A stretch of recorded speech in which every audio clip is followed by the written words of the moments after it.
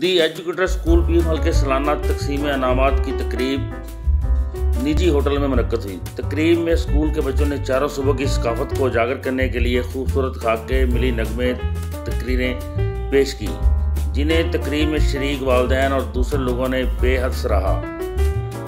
तकरीब के मेहमान खुसूसी assistant commissioner Pir Mahal Ejaz Abdul Karim, regional manager The Educators School Multan Adnan Danish Nagi थे।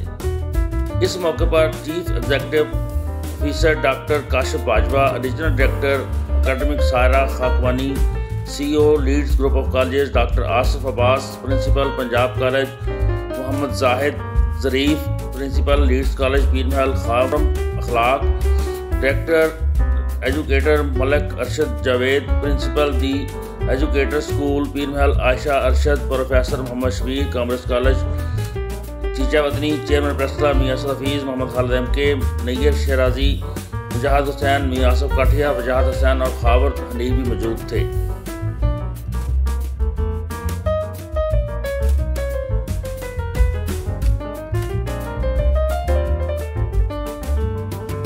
आखिर में नुमाया कारकर्दगी का मुजाहरा करने वाले बच्चों में इनामात तकसीम किया गया।